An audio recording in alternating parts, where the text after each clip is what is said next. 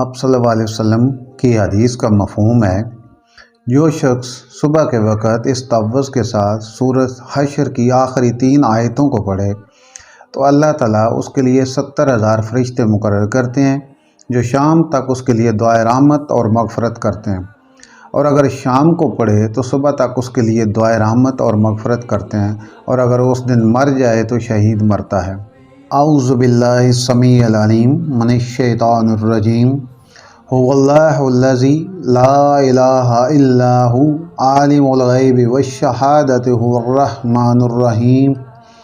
هو اللہ الذی لا الہ الا هو المالک القدوس السلام المؤمن المہیمن العزیز الجبار المتکبر سبحان اللہ عما یشرکون۔ هو اللہ الخالق البارئ المصور له الاسماء الحسنى یسبح له ما فی السماوات والارض وهو العزیز الحکیم۔